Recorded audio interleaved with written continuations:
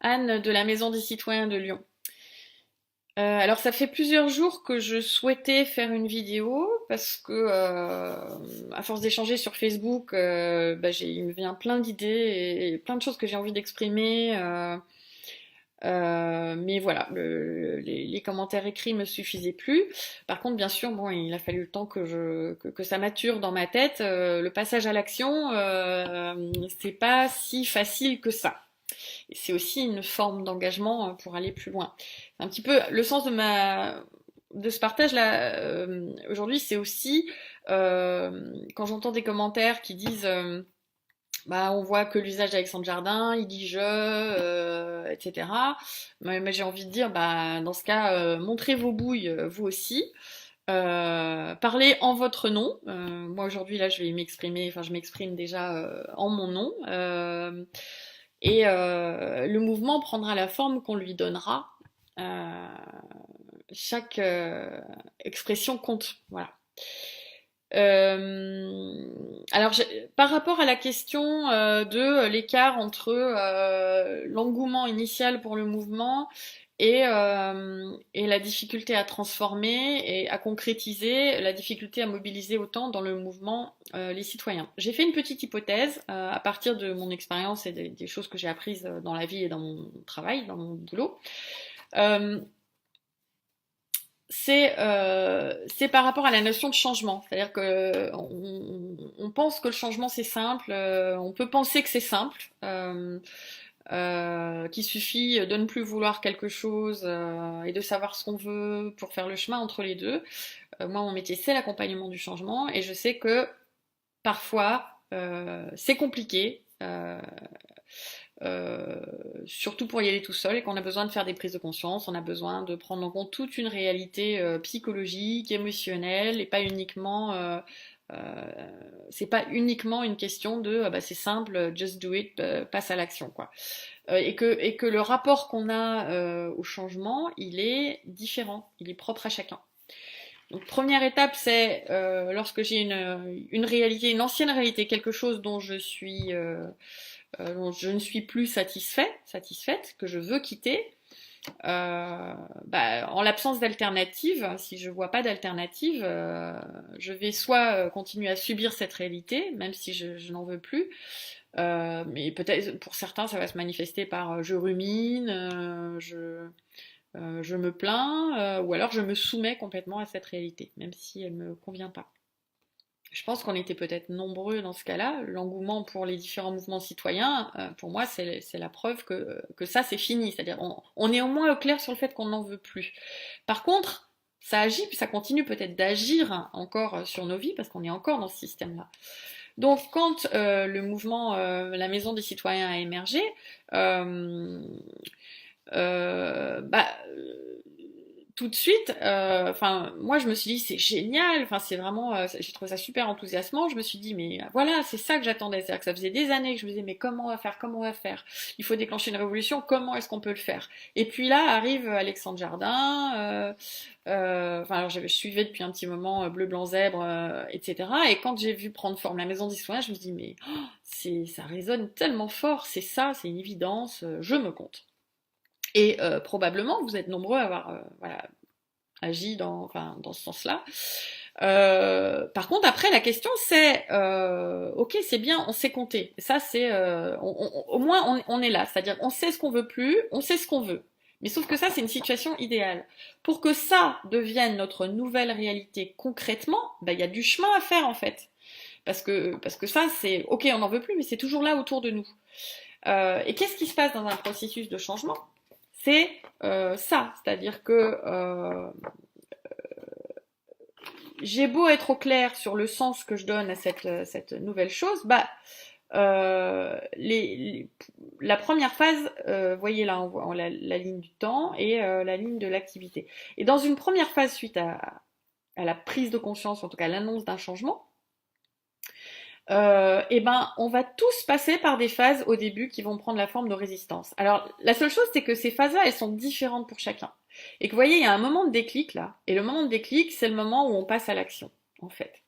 Là, on est plutôt dans quelque chose qui nous où on va traverser toutes sortes d'émotions, d'états psychologiques, émotionnels, pas forcément confortables. Il va y avoir de la confusion, il peut y avoir de la détresse, il y a vraiment même de la colère, et puis de la tristesse. Enfin, je veux pas vous faire le cours, hein. Si vous faites courbe du changement sur Google, vous trouvez, oui, le méchant Google. Si vous faites courbe du changement, vous allez trouver plein de ces dessins qui vont vous donner les étapes, différentes étapes. Vous pouvez aussi faire la courbe du deuil et vous trouverez également les différentes étapes. Parce qu'avant d'accéder à une nouvelle réalité et de construire de nouveaux repères, ben, je dois défaire, je dois d'abord déconstruire les anciens repères. Et pour moi, tout ce qu'on observe là, tout ce bouillonnement et tous ces débats et ces questionnements, je me demande si c'est pas juste l'expression de ces résistances qui sont tout à fait naturelles.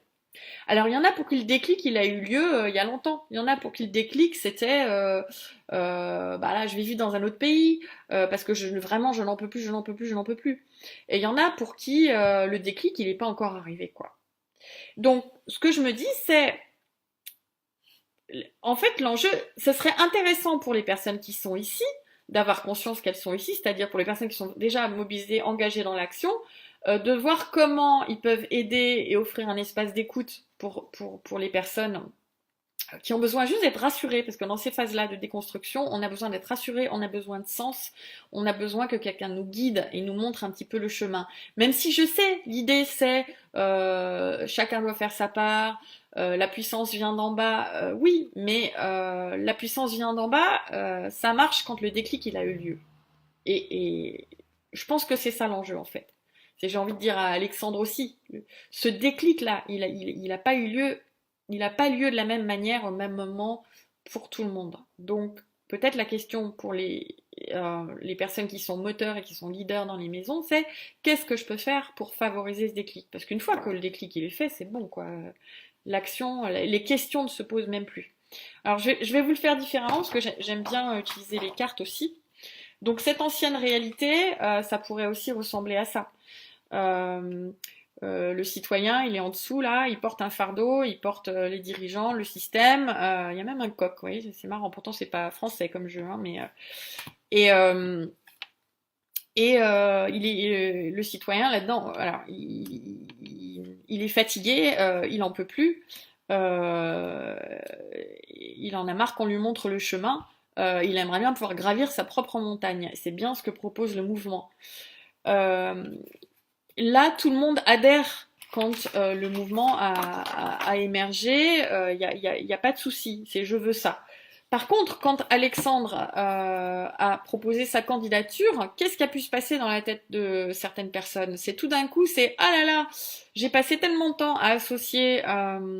Je n'ai connu dans ma vie que des politiciens qui sont un peu comme ce personnage, c'est-à-dire qui portent un masque, c'est-à-dire tout en disant, tout en étant charmeur et tout en proposant des belles idées euh, pour faire différemment, au final, ces personnes-là ne servent que leurs enjeux personnels.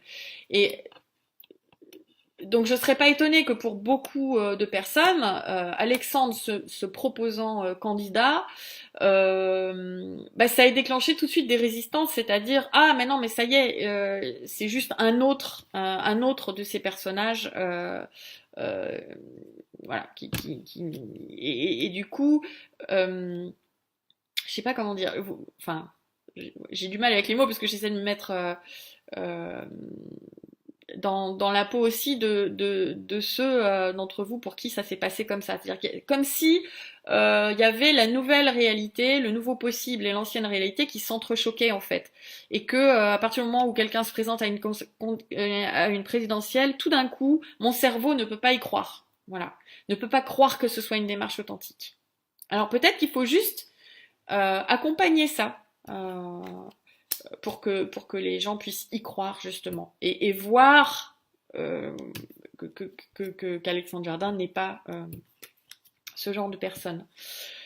Ça, c'est peut-être aussi donc ces trois aspects. J'ai mis cette carte aussi du contrôle, c'est-à-dire qu'on est d'accord pour dire que on veut plus de ce pouvoir qui vient d'en haut, qui est descendant, mais en même temps, quand on a été formaté et qu'on a passé toute sa vie dans un système de la sorte, bah, ça prend un peu de temps de se faire différemment. Il y a, encore une fois, il y a peut-être des choses, des schémas à défaire, des choses à déconstruire. Donc on serait peut-être dans une phase comme ça, qui ressemble un peu à une usine à gaz, c'est-à-dire qu'on se pose beaucoup de questions. euh, et ce que je lis et qui revient pas mal dans les commentaires, c'est bah oui, mais on attend de voir parce qu'on a besoin de savoir où on va avant de savoir si on s'engage plus loin. Et je trouve que c'est vraiment légitime en fait comme questionnement. Alors, moi, mon parti pris, c'est d'y aller parce que ce déclic, il a eu lieu.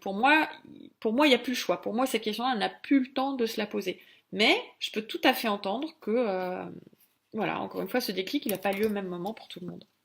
Je trouve que ça ressemble un petit peu à ça, c'est-à-dire que, alors c'est pas tant le mot qui est écrit ici, parce que je c'est pas tant l'idée, mais dans l'image, c'est comme cet enfant qui est derrière une grille et vous voyez qu'il y a des chaînes autour de la porte, c'est-à-dire que lui, il pense qu'il peut pas sortir. Il voit cette belle réalité qui est de l'autre côté, il a envie d'y aller, mais il croit qu'il est enfermé. Alors vous allez dire, bah oui, mais regardez, il est enfermé, il y a des chaînes.